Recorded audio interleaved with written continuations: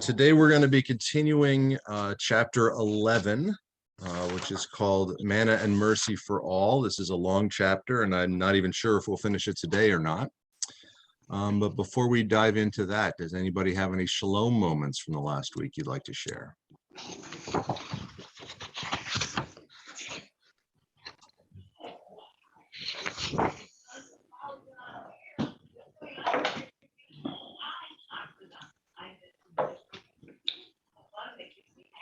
I can tell you about poltergeist. Okay. Do you know the Joneses,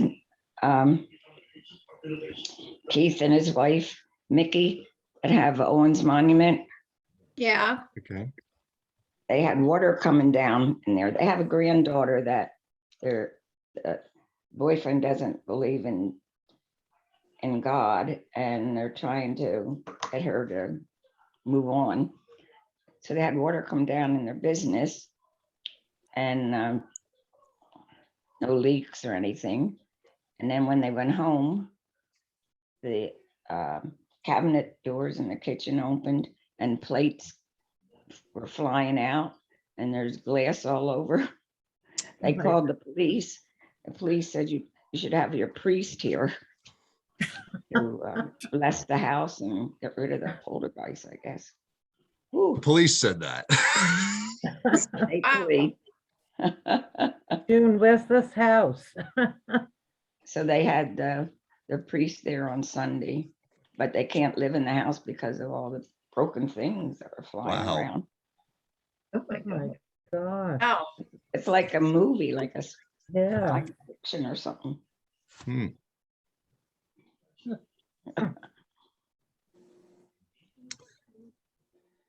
I'm putting locks on my cabinet doors.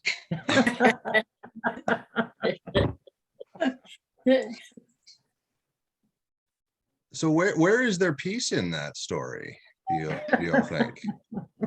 Oh. I don't know. Or where could there be?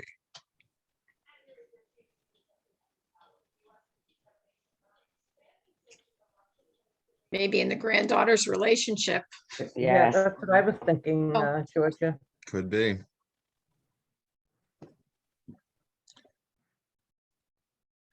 Yeah. So it's been an unsettled week, I guess, for most of us. Not a week where we've seen a lot of shalom. So let's pray to get started in this today. Oh God, we thank you for being with us during difficult times. We thank you for being with us when things are unsettled, when things are not the way we expect them to be. And we pray that you would guide us through our discussion and our sharing today to a deeper understanding of where you might be during unsettled times, that we might grow in our faith toward you and in our ability to share that faith with others. Pray all this through Christ. Amen. Amen.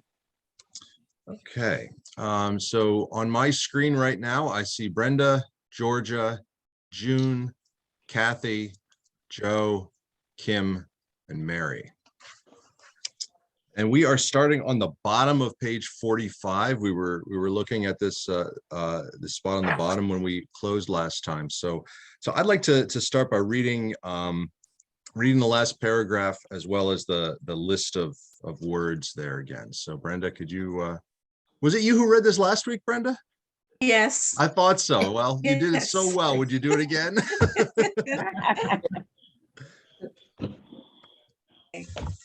Okay. Everything Jesus said and did portrayed the precious pearl he called the reign of God. Lepers, prostitutes, tax collectors, sinners, poor people, discarded ones, blind people, debtors, outcasts, children, women, men, elderly people, sick people, Gentiles, Samaritans, Jews, demon-possessed people, outsiders, heretics, Pharisees, lawyers, and even rich people and big deals were invited. included, affirmed, loved, touched, liberated, held, embraced, healed, cleansed, given dignity, fed, forgiven, made whole, called, reborn, given hope, received, honored, freed. Okay, thank you. Last week, we talked a little bit about the first laundry list, the one in the paragraph about who was included in this. I'd like to start today by talking about the list of verbs there at the bottom. This is a bunch of different experiences that people had, which I believe are still promised to us today. So if you look through this list, which of these experiences do you need most right now? If you had to name maybe 3 of them that you need most in your life, which ones would they be?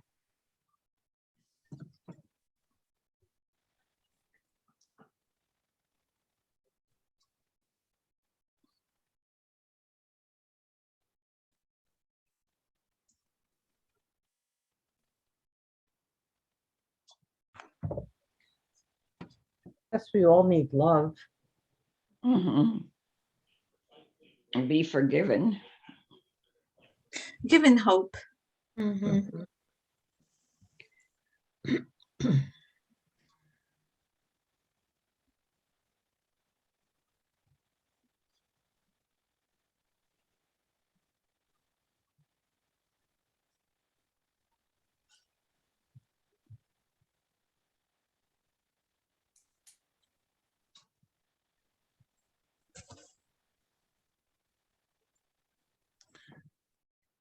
And which of these experiences do you feel equipped to share with other people right now? Which of these, and thinking about, where we are right now, this week in wherever you find yourself,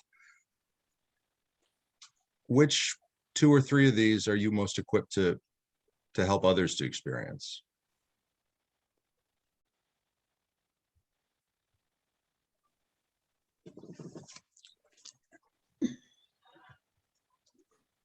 I think embracing someone. I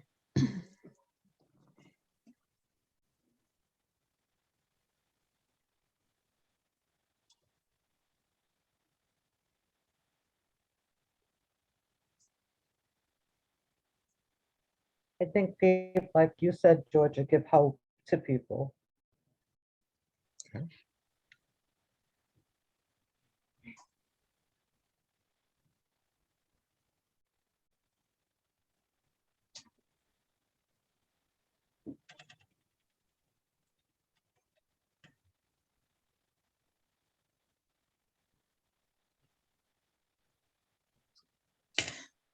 Maybe touched, like giving someone a hug. Hmm. Or included, making people feel included in a group. Mhm. And love, to make sure that people know that they are loved.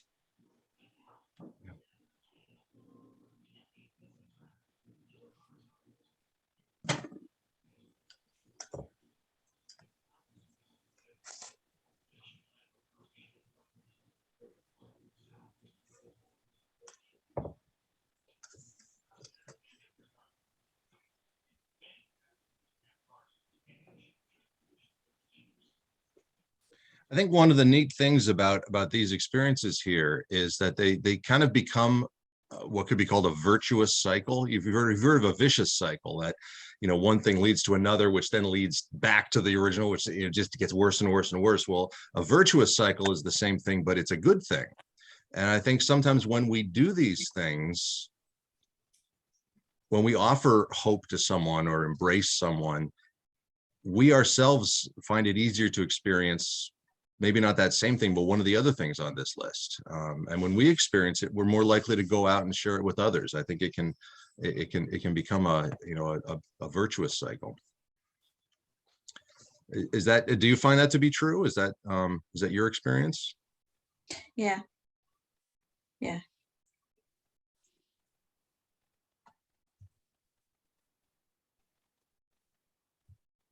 I think of when I was in seminary, we did, there was an annual mission trip down to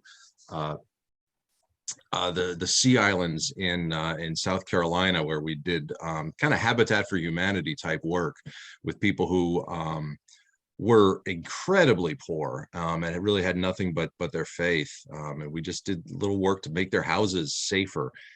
And, you know, I went on this, I think a lot of us went on this the first time thinking that we were going there to give something. But in the process, we received probably more than we gave. It was amazing. Mhm.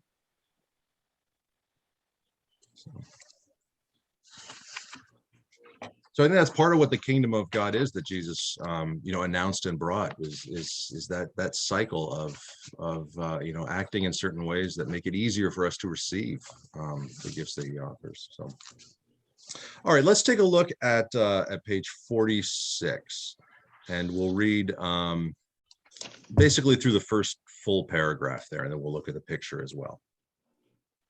In all that he taught and all that he did, Jesus proclaimed the reign of God as a place of abundant mercy. Jesus proclaimed that the new reality, the reign of God, is filled with blessed people who are poor, merciful, pure in heart, hungry, weeping, and persecuted. They are also peacemakers, people who understand that God's compassion has no limits. The wommishness of the Yahweh embraces even the enemy. Divine love surprises the adversary with unconditional mercy.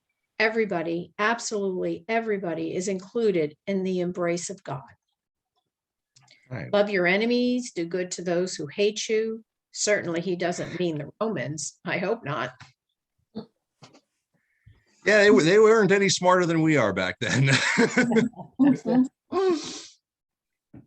What do you think of this word wommishness? Did we talk about that last time? Yeah. A Yeah, little bit like, yeah. Embraces even the enemy. I actually do want to just read just the next brief paragraph as well. So Georgia, could you just finish that section there? Jesus had a name for those who follow God's way of enemy love. They are called sons and daughters of God, which means imitators of the divine life. Okay. So imitators is the word I wanted to focus on for a little bit. Can you think of any skills or abilities that you first learned through imitation, through imitating someone else? Well, I would think that speaking, I mean, we simply Sure. hear people speak. I mean, and even be the walking. I mean, we see people walking. I mean, I think when we're infants, we just see, we just Yeah. observe things and probably, well, I guess that's what a human being's supposed to do. Yeah. You know,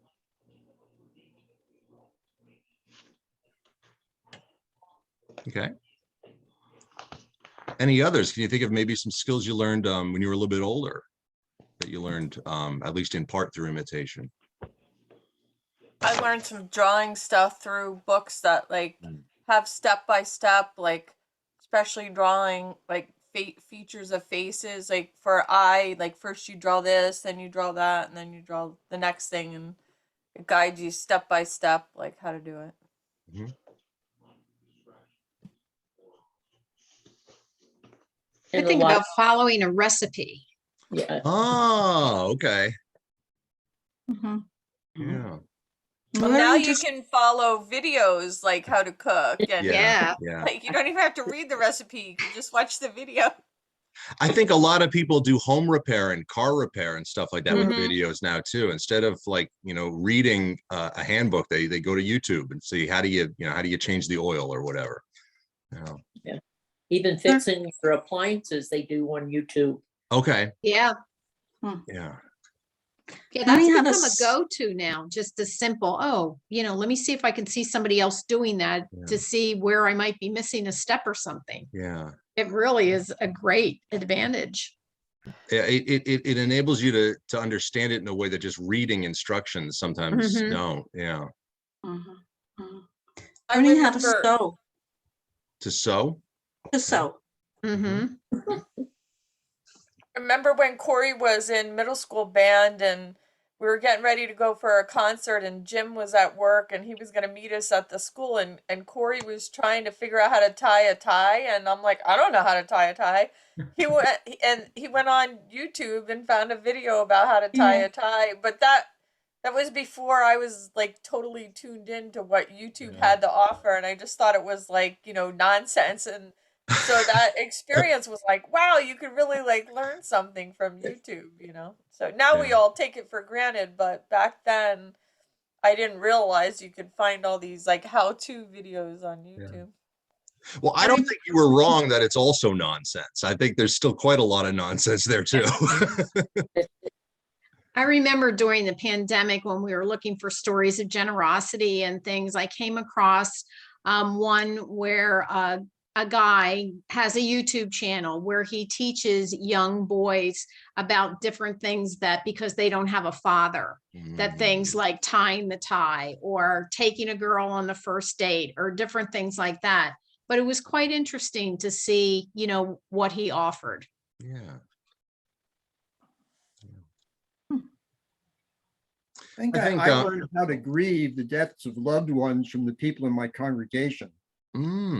I was somewhat blessed that I did not have a family death until I was well into my 30s when my grandmother died. And I remember saying to people in my congregation, I learned how to grieve because of my ministry with you, because I've been watching you all these years and watching how they handled grief and how they dealt with it faithfully. I really, they were who I learned to imitate. Yeah.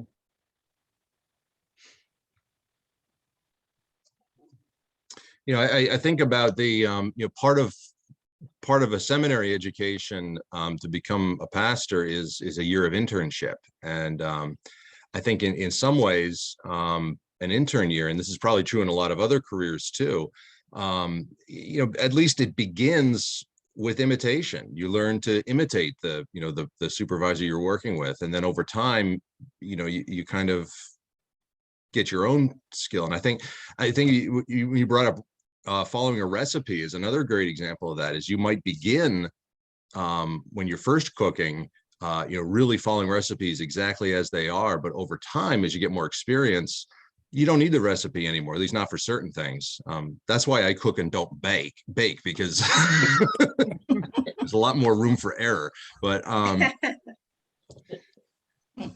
think there's a lot of things where we start by imitating, but then and even the things you talked about before, like speaking and walking. I think we eventually kind of develop it ourselves and learn our own way to do things. How do you think that fits into this? The idea that people who follow God's way are imitators of the divine life.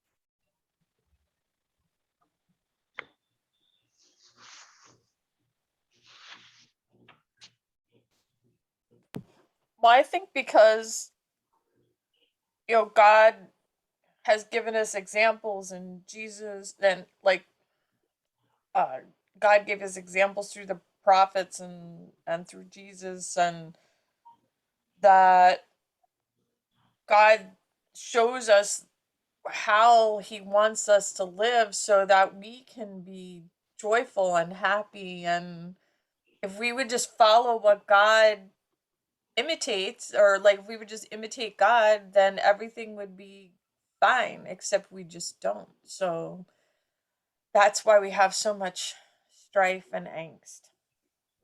I'm reminded of the phrase "What would Jesus do?" that was really big a couple years back, and I think the intent behind that is kind of the same sort of thing, that when you're faced with a situation you're not sure what the right thing to do is, think about what Jesus did, and if there was a similar situation, and try that.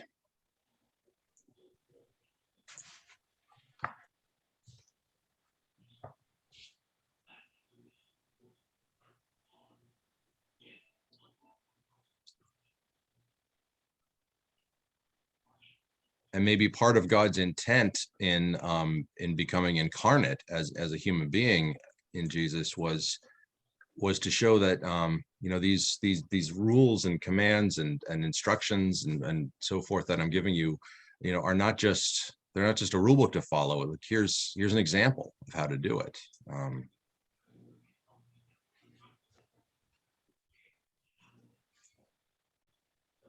don't know.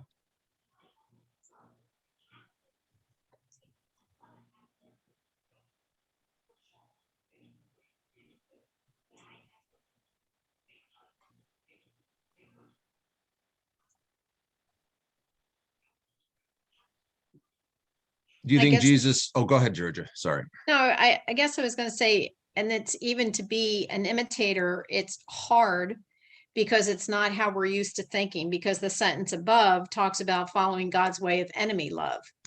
And just thinking, how you tend to think about people who don't like you and you don't really know much about them, just kind of the war that's going on right now. How do you imitate what God wants us to be at this time, here?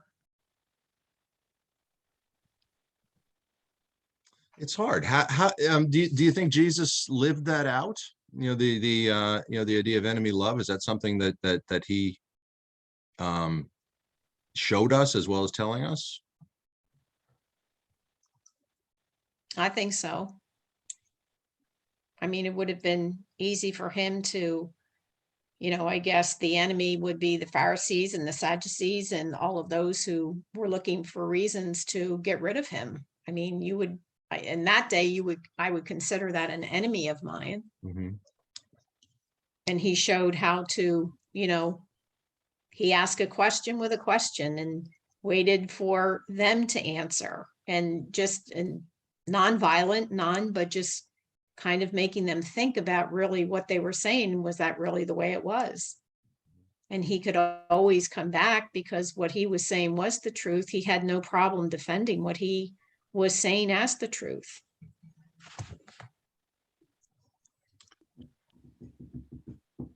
And even when it rose above arguments to violence and in fact execution,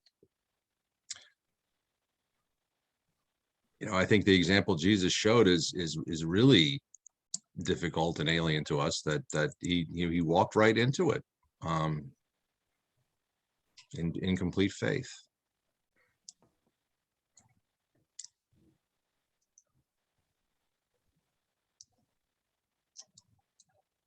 And that's something I hope I'm never called to imitate in those strict terms. But many people have. I mean, that's what martyrdom is, and people over the centuries have been martyrs.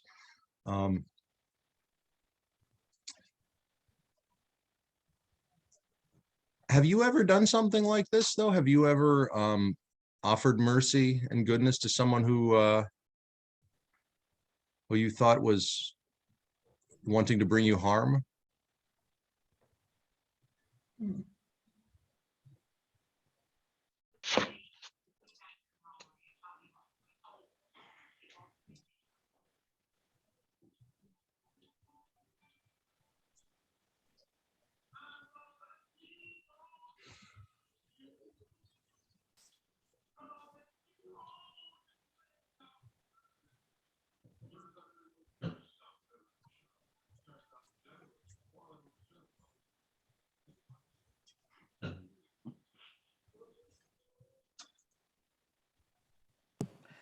Yeah, I don't think I've ever shown mercy to somebody that I thought was gonna bring me harm, like in the future.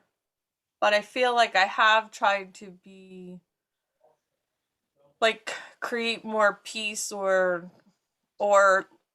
like forgiveness to somebody that hurt me in the past, like to try to mend that relationship and not dwell on what happened in the past. Like, I don't think that's the same thing that you're saying, but I guess it would be easy to keep dwelling and like being angry at that person for what they did or what you perceived that they did. But then you try to just get past that and not hold it against them or whatever. So How hard was that to do?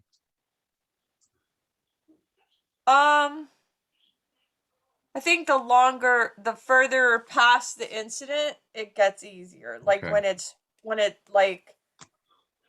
it's close to what happened and you're raw about something, I think it's hard to do. And so I think that definitely takes more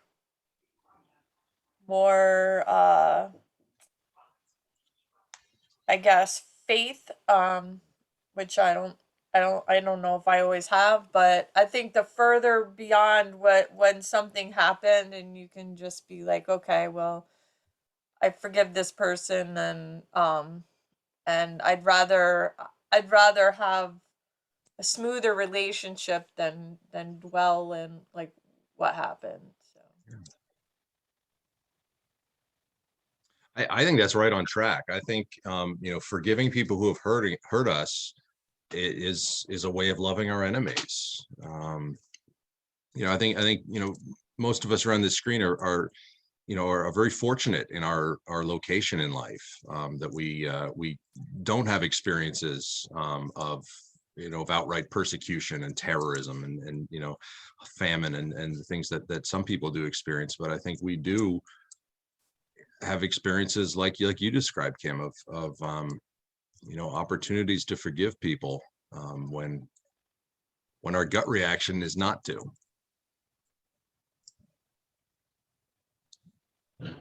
it's also a little hard being on the other side of that when you've hurt someone else, especially if you didn't intend to, like you did something and then you realize later that it hurt someone or hurt someone really badly, and then you're trying to figure out a way to, I guess, get them to forgive you or show you mercy.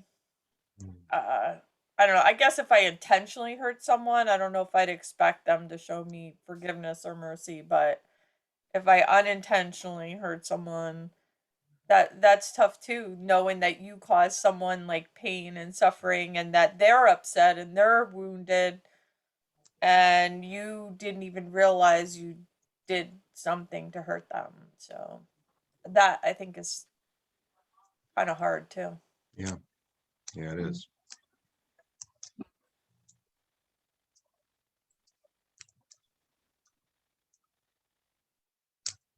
Okay, let's read to the bottom of the page. Knowing compassion to be Yahweh's deepest desire, Jesus believed that there is no time when mercy is inappropriate. This understanding got Jesus in deep trouble with the religious leaders because he did not stop healing the sick on the Sabbath day. Jesus continued to help people in need during the beautiful gift of time, which God gave to the wilderness people, those who secured their status by keeping all the rules, called Jesus a Sabbath breaker. They called Jesus loving actions breaking the Sabbath. They were horrified, completely horrified. Their response was to murmur, murmur, murmur, murmur, murmur, murmur.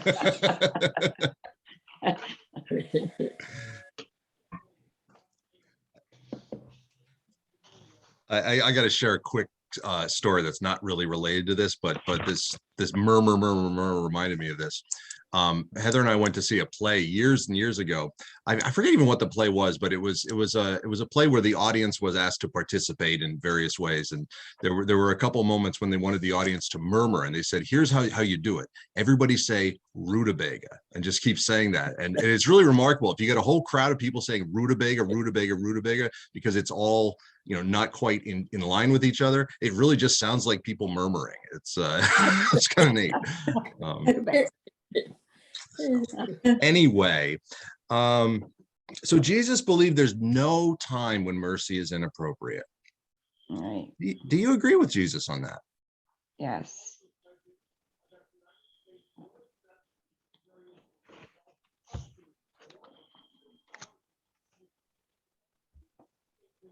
I think I agree with Jesus on that when I take the time to slow down and think about it. But I think sometimes my gut reaction is not that.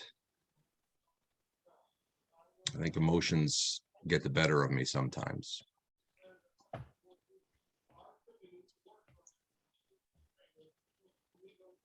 And sometimes what you come back with after you think about it, then again, it isn't what, you think about the situation. You wouldn't have said that, or you would have said it in a different way, or even a different tone of voice. I think sometimes even your tone of voice can relay, something, even though you're saying the words, the tone of voice that you use with them can definitely be perceived another way. Yeah, sure.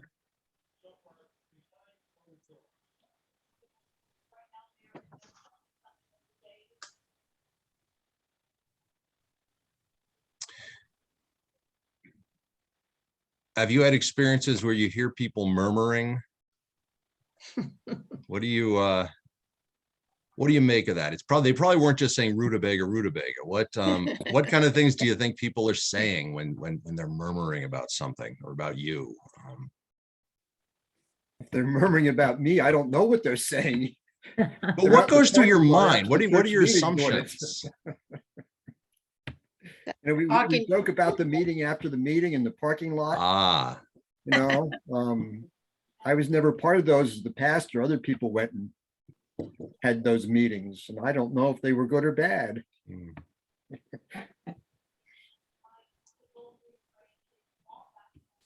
Well, I think first off, we always assume that it's something derogatory that they're murmuring about us, that they wouldn't be saying, yeah, I think that person's really right what they said. They're probably saying, wow, what does she know? We tend to think that murmuring is always negative. And in this case, I think it was, but I think that's my first inclination. If you hear someone walk away and kind of hear I say talking under their breath. Mhm.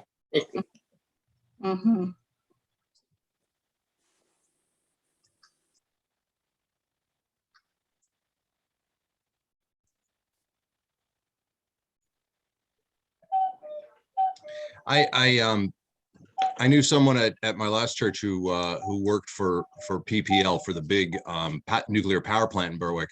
Actually, there were a bunch of members of my congregation who worked there, but anyway, this particular person had some coworkers who were Latino and who spoke Spanish often, when they were talking to one another, and this upset my parishioner. He said, I hate when they're talking Spanish to each other. I wish they just speak English. And I asked him, I said, why? What does that bother you? He said, well, I think they're talking about me. I said, really? Do you think that's what they're doing? But he was convinced that they were, just talking about him, and he felt very violated that they would do that. And I thought probably they're just talking about, random day-to-day stuff like anybody would, but that's the fear we have, is that when we don't understand what someone's saying, that it's negative about us. You mentioned PPL, which reminds me of a day I stopped to talk to some power line workers out at it was out at Jacobsburg, and they were working on power lines, doing something to the lines, whatever. And I just stopped and started talking to them, and I thanked them for the good work they do in keeping our lights on all the time. And they kind of smiled and said, boy, that's unusual. We usually get the opposite. They usually get the complaints and the murmurs. Sure. So maybe to backtrack a little bit here and think about how we can imitate Jesus, maybe one of the things we need to do is make sure we take the time to thank people. Because if you think about it, our lights are on awfully. It's amazing how often they're on and not off. I know as soon as they go off, we panic and everything. That's just human nature. But it's really amazing to me how these lights stay on as much as they do. I mean, it's windy out there and wires don't fall down and everything. So, to compliment the people doing all that good work to keep them on, I think that's a worthy thing to do. Yeah. How often do you call customer service to tell them job well done? Not often. I was just thinking about that. That has to be one of the worst positions to have right now, I think, because, people's frustration levels are up and things are just not begin to work the way. I mean, John and I have an incident going on with the IRS right now, and it's just like, I said to John the other day, I said, I just would not be able to get up and come to work. I said, I think I would just be awful. Yeah. Just knowing that when you finally do connect, that probably the person on the other end of the line calling in is not going to be so nice to you. Yeah. Yeah. Mhm.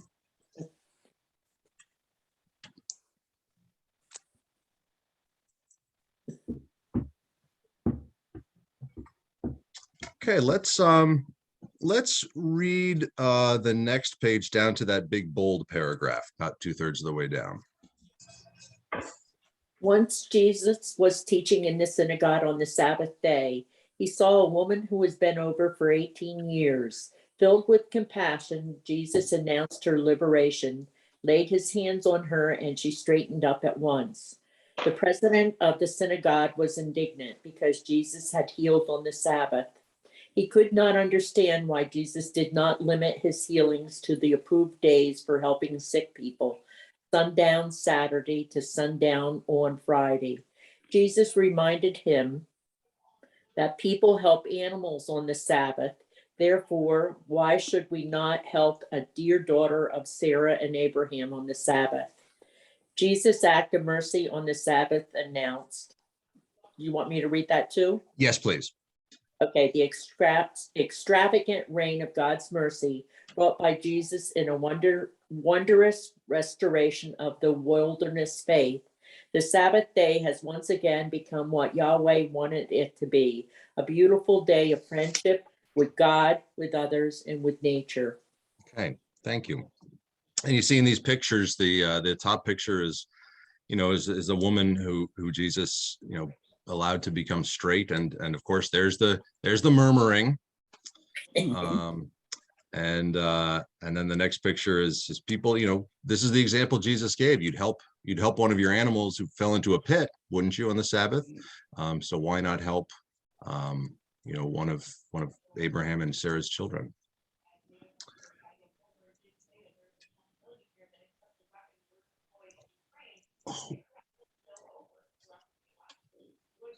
Who tends to get jumpy when people who were oppressed or in some way bent over, like this woman at the top, can suddenly stand up straight?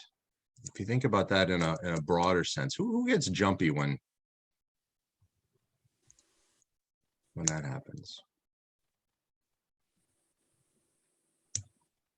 Those of us who have grown used to that person not being straight. I mean, when something like that changes, it's like, oh my gosh, how I relate to this person now may change. And I think we may be a little fearful of that change. Okay.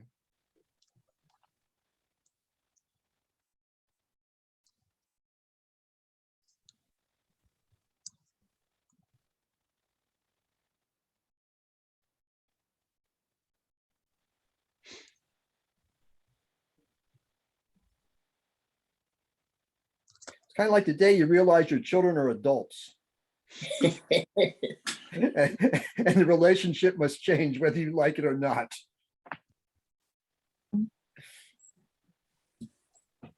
Yeah. I mean, they Yeah, may it's funny always you be your say little that. kid. Go ahead. No, go ahead, Joe. Well, they may always be your little kids, but they can't be treated that way anymore. I mean, your head they might be, but that's not the way to treat them anymore. Yeah. Yeah, anyhow.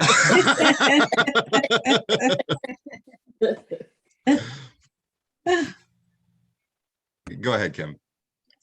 I was just gonna say it's funny Joe says that because we're going through that right now. Like Yeah. Corey moved out in October and Owen moved out like 2 weeks ago, and it's tough to like transition, into that.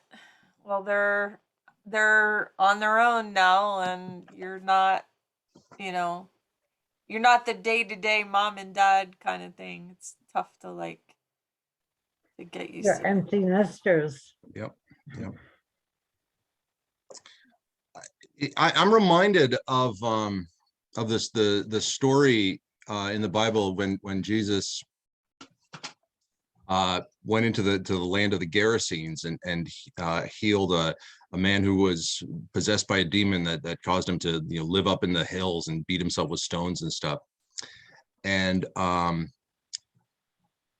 after he was healed, all the people from the area came out and begged Jesus to leave their country.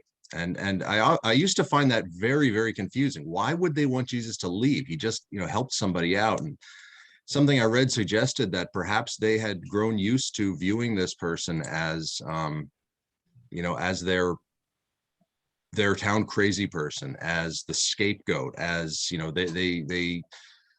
their understanding of who they were was, you know, well, at least I'm not as bad off as that guy. And when those things changed, that threatened the status quo. You know, I think sometimes that's what happens when people who were oppressed suddenly, you know, are given, you know, some level of, you know, ability to stand up straight and have what they wanted is, you know, those who have been in power feel threatened by that. So that could have been part of what was going on here. It may not have been just about the Sabbath, but also about, you know, what was going to happen to us who are in authority here if the people we rely on being below us aren't below us anymore. Hmm. I'm not suggesting that's what parents go through when their kids grow up, but maybe in some cases, I don't know.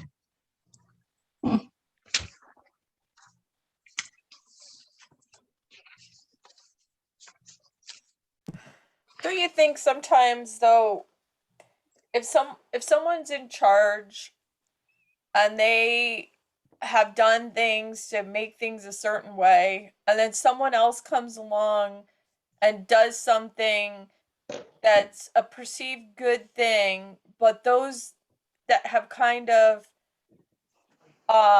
been in charge are like, whoa, this person's doing something like in Jesus' case on the Sabbath, or doing something that's a good thing, but it's like, well, the people in charge didn't do it. Like, so you feel like you don't want to see somebody else do something good because you almost feel like, well, it should have been you that did that. So then then they look for a way to kind of put down what the other person did. Like, so instead of lifting that up and saying, well, yeah, that's a good thing, or yeah, then they like, then you seek ways to try to undermine like what someone else is doing. So um like, so instead of focusing on the fact that it's just good that Jesus helped heal this woman, we gotta poke holes in that. We gotta try to figure out why it's not good. Pride. Yeah, it reminds me a lot of partisan politics, the way you describe that, how you know, whatever party's in power, or you know, if they do something good, well, that's wonderful and fantastic. But if they're the party not in power, they're going to stand in the way of anything good because they don't want the other party to get credit for this. Mhm. Mhm. And if they look back on it, sometimes it's the foundation of the first thing, like Kim was talking about, something that somebody did, and then a new idea or a new way of doing it comes along. But that was generated because of the groundwork that was done by the first person. But you don't look at it that way. I agree with how you said it. It all comes out, Kim. But Yeah. most times things move on because of what was done before it.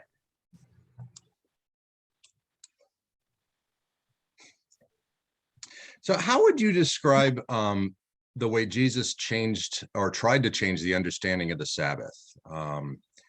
How did the people misunderstand the Sabbath, and how was he trying to, you know, to help them understand it differently?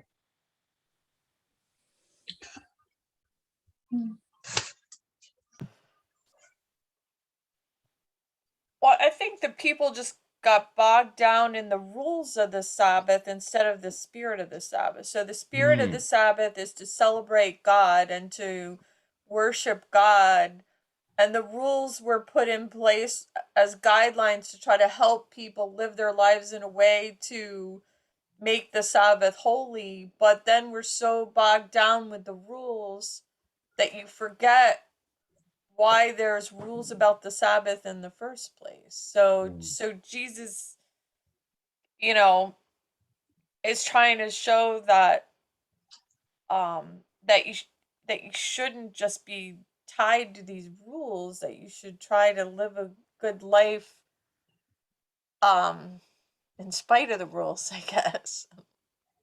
Well, it's a way of honoring the Lord by doing good to others, even on the Sabbath. Mhm.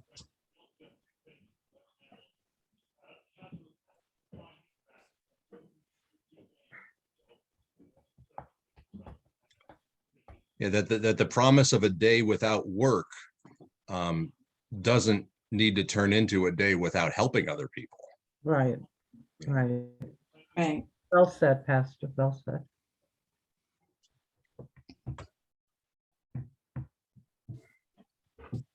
And I think we can see that that Jesus wasn't inventing something new here. Jesus didn't change the original meaning of Sabbath. He was trying to remind them of the original meaning of Sabbath.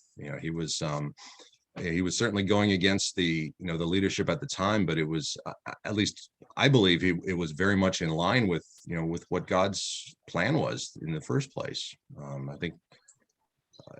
Do you agree that that's what we've seen through the book so far? Could it be that he was also making them feel unimportant? Here comes this person and he's doing everything good to the people, and I've been telling them not to work on the Sabbath, and he's overriding me, and oh well.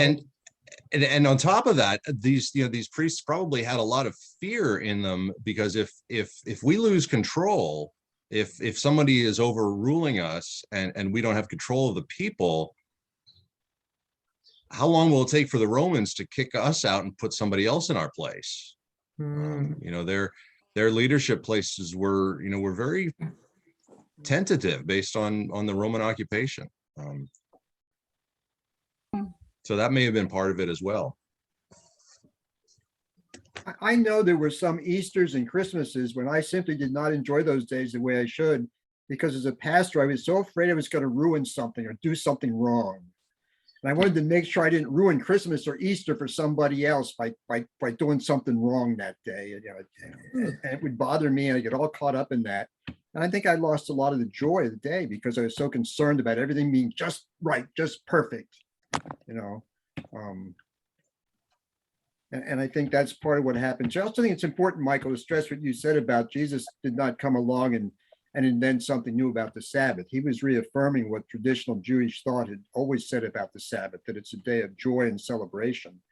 I mean, when you read some of the things that Jews write about the Sabbath today, it's really fascinating and wonderful.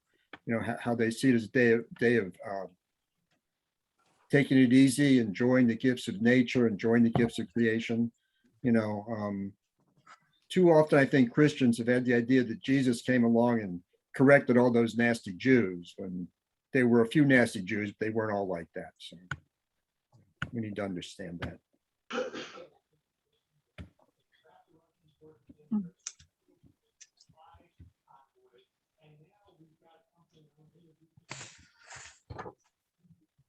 I've also been thinking, as we've had this discussion, about the time I began using assisting ministers in my one congregation. The first person I used was a woman I chose because I felt she had the perfect spirit to do that.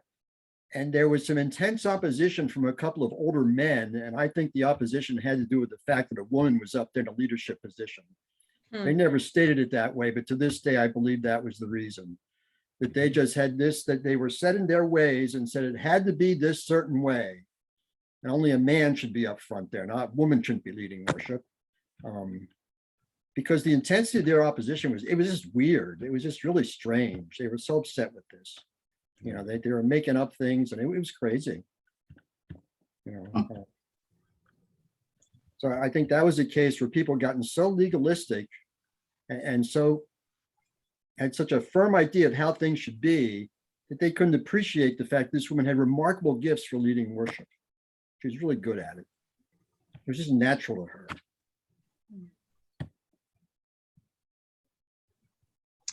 Let's read to the bottom of the page, because I think I think we're already going in the same direction that the rest of this page goes. All right. Jesus' adversaries were angry and confused. They had turned the promises and the gifts of God into a system of grumpy legalism and big deal elitism. However, the common people were thrilled and overjoyed at all the wonders Jesus worked. Yahweh rejoiced upon seeing the woman stand up straight. This was the position of liberation, of dignity, of the joyful reception of God's reign. The woman stood as a sign of the new wilderness community Jesus was forming on planet Earth. Yes, that fits exactly with what I just said. Yeah. The woman was standing there in that congregation as a sign of God's reign, and some people just went nuts about it. Yeah. Okay. And it could be that their complaints about, probably the way they phrased it was you shouldn't have assisting ministers, you should be doing everything. Oh yeah, and but what was really behind it, and they may not have even known what was really behind it. They may not have even recognized it themselves. I mean, they were telling me things like, no, an assisting minister has to be an ordained person. I said, no, that's not what the book says. Assistant minister is a lay person, but thereby anybody with the word minister on it had to be an ordained person. They could not get this concept of ministry. There's certain things lay people or ordained ministers do, yes, but we don't do it all. So yeah, they were making stuff up. They were without knowing a whole lot. What do y'all think about this? The phrase "grumpy legalism." I think that's a beautiful turn of phrase. Good one. What's the attraction of that? Why do people get stuck in that sometimes?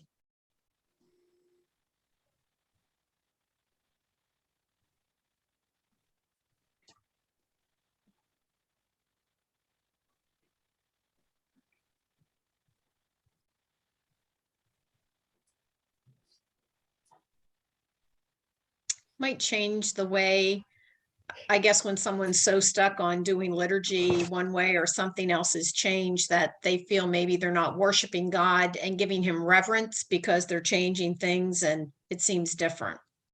Mm-hmm. So it can give a sense of stability. That's one thing that Mhm. grumpy legalism can do. Yeah. Yeah.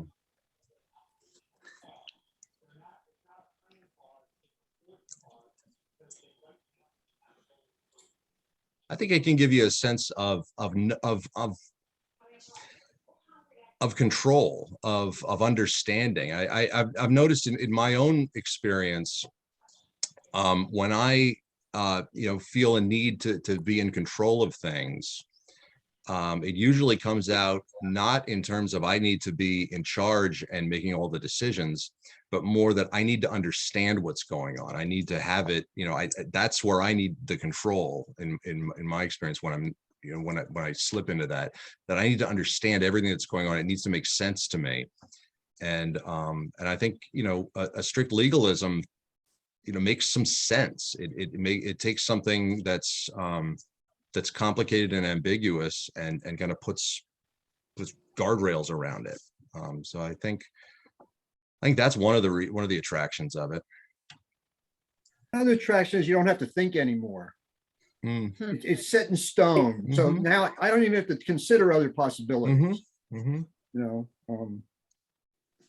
Yeah, which can be a comfort, especially in times of of uncertainty. Or it's a false comfort, but it's a comfort.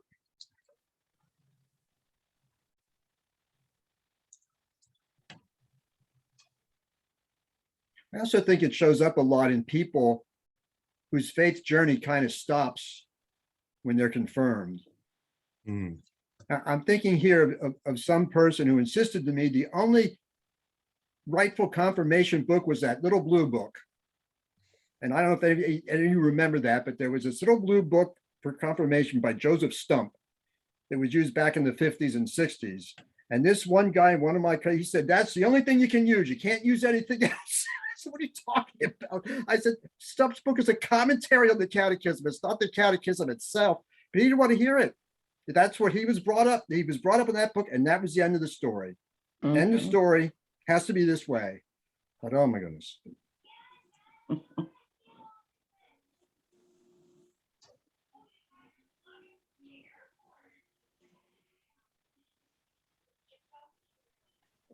Do you know that little blue book, Michael? No, that predates me. Well, I know it predates you. I thought maybe you ran across it or something. I think I've seen it. Yeah. There Yeah. might be a copy on the narthex right now, actually. There probably is. Yeah. Yeah. I mean, it was around for a long time. Yeah, and it probably was a great book in its day. You know, I yeah, often say, you know, it was the gift of God to the church of the 1950s, but Sure. the church of 2021, 22 doesn't need the same gifts. No, no.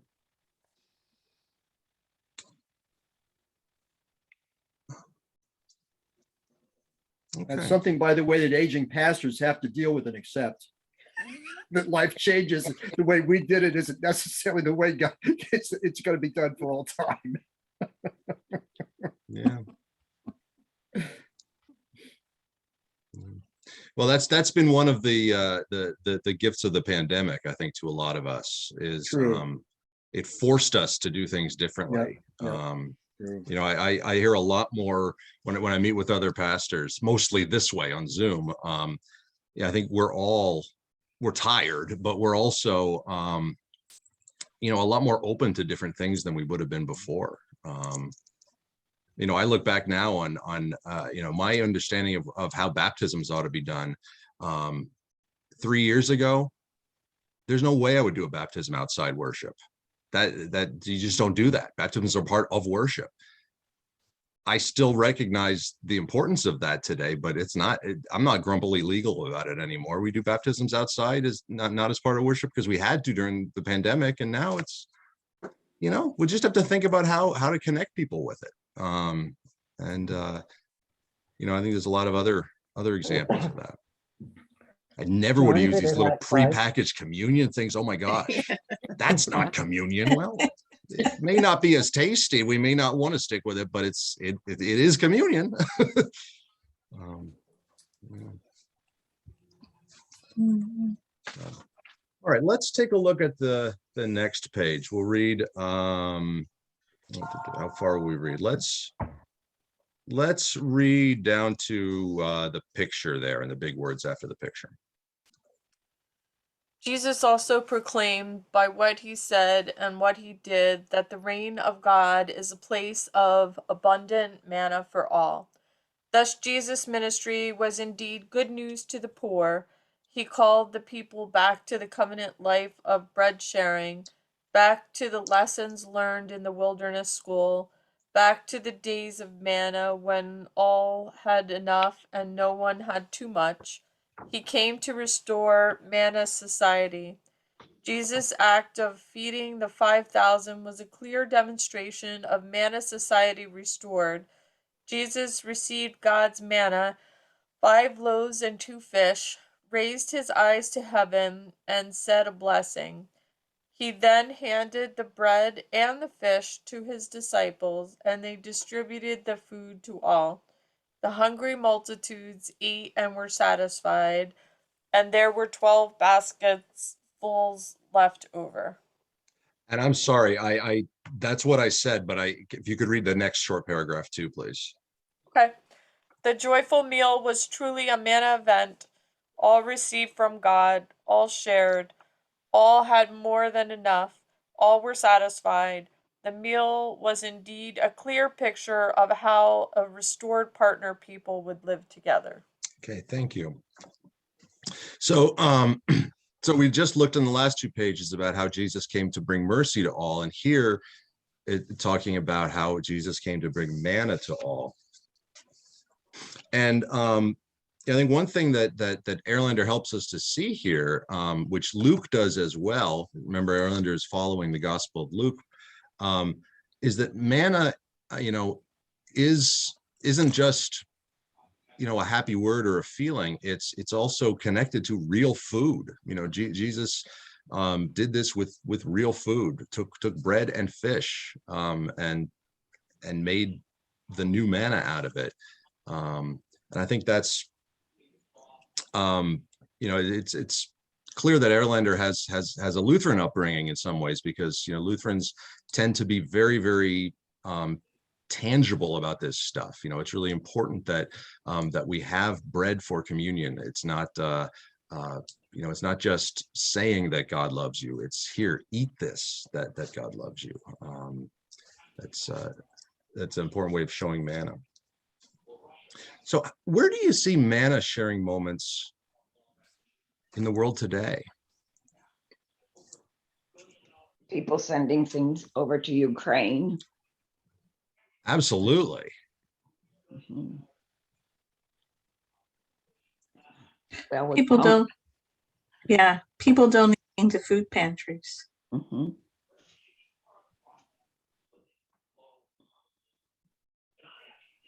Meals we've started to do for Safe Harbor. Mhm.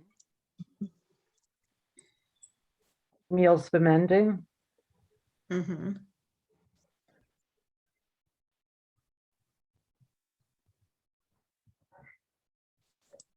I think about a program that that started when the pandemic started, and that looks like it's going to be ending soon. But for the last 2 years, every single student in school districts has had free meals. There's no means requirement. There's nothing. You just food's free for kids, which I think was a real benefit, during the lockdown for a whole lot of families. It continues to be a real benefit. Yeah. It would be nice if they continued that. It would be. It would be. No child should go hungry because of the actions of their parents. I recall that just before the pandemic started, not long before the pandemic started, we were talking about, trying to provide money to cover, families who were in arrears at their Right, in the school district, and then it ended up we didn't need to do it because of this new program, right. but now maybe we do We need may to have to explore that do it. again.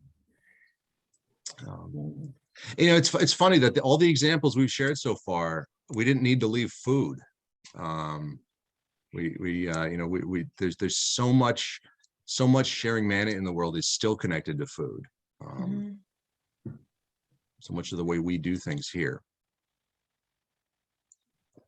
We really are a manna sharing congregation, like in a very literal sense. It's really, Mm-hmm. I've never been part of a congregation that was more food centered than us, and not in terms of like we eat a lot, but in terms of we provide a lot of food. It's really what we're great at here. It's so important to us.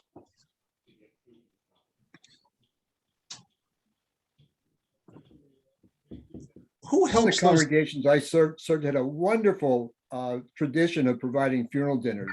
I mean, families would pay for the funeral dinners, but I mean, they were just good at organizing people and making that happen for any family that wanted it. And they had the perfect setup to do it. It was really a wonderful thing. And we had the neatest setup too, because you could have the funeral in the church, go to the backyard for the burial, and then come back to the church basement for the dinner.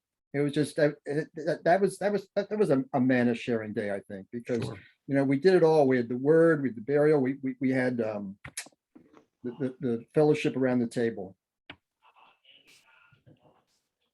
Now, Michael, if you have a small catechism there handy, you could read for us Luther's definition of "give us this day our daily bread" and see how this expands beyond food. Sure. I don't know if you would want it hand, but And if you didn't know, the small catechism is in the back of our hymnal. So I'll yeah, read it it out is. of there. Although it's in very, very small print. Yes, it is. Find it amid all the other indexes back here. Here we go.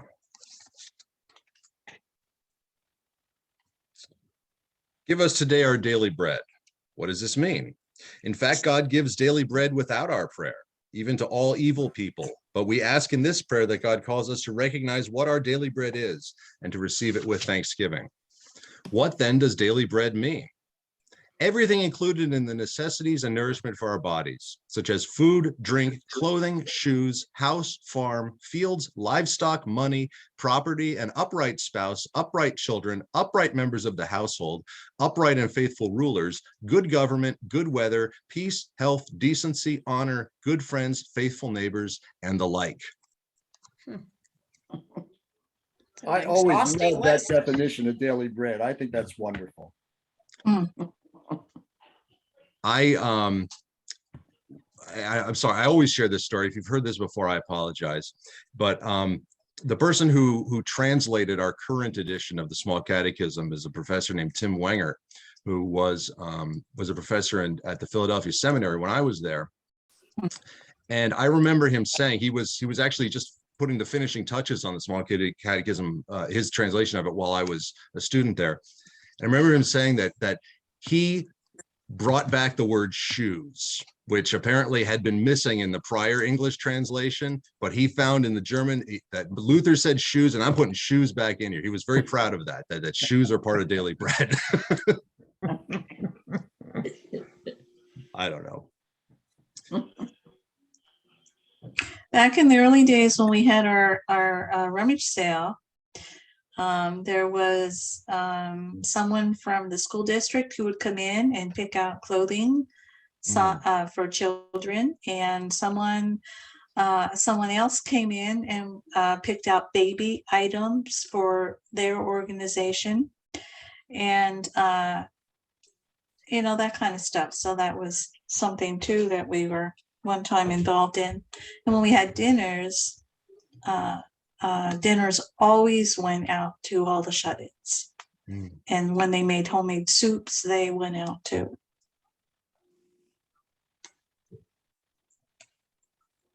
And that idea is still present. We just had our last reopening task force meeting. Lorraine Brands attended to talk about how we could do an Easter breakfast this year. And we kind of worked out some minor changes to keep it safe.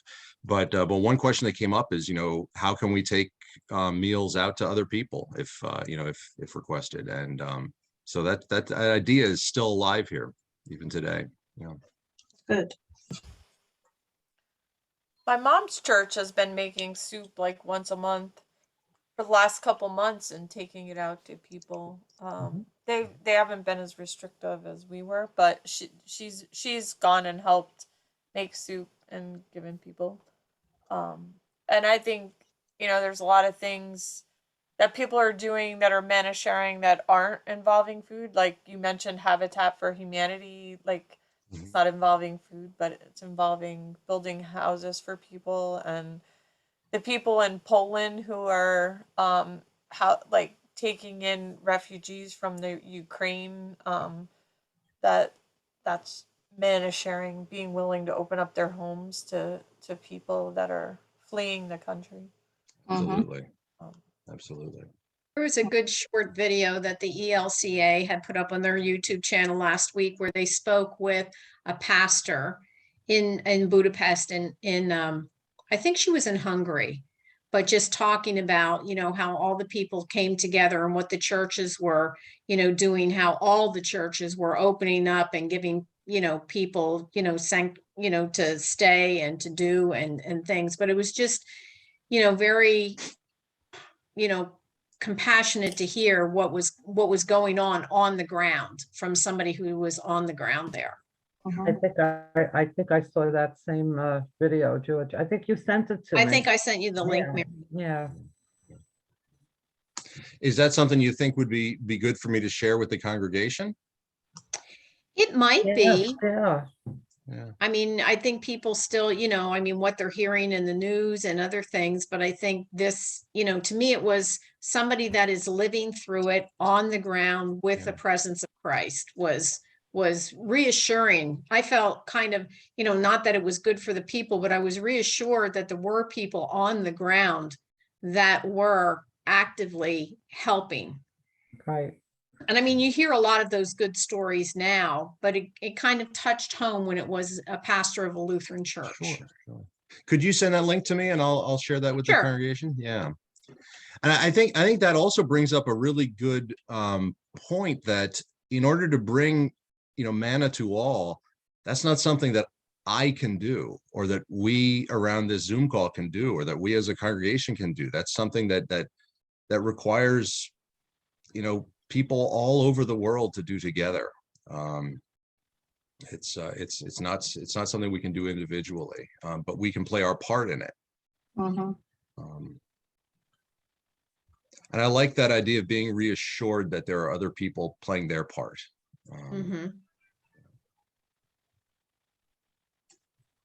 There's a Lutheran congregation near Gettysburg where one of their staff pastors was born in Slovakia. They've given him a leave of absence so he can go over there, and he's greeting Ukrainian refugees as they cross the border. Wow. Mm.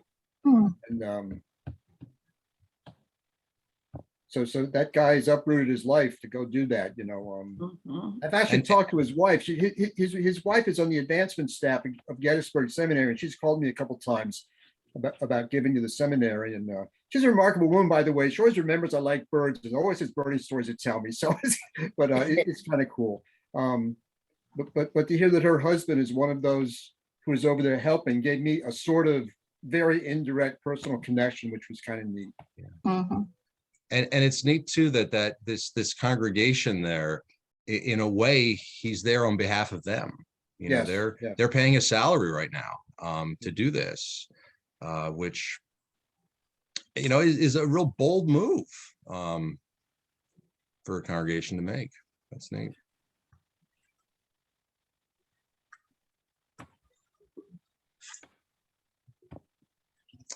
Okay, this is probably a good place for us to stop. We'll pick up here next time. Any last comments, thoughts, questions before we go?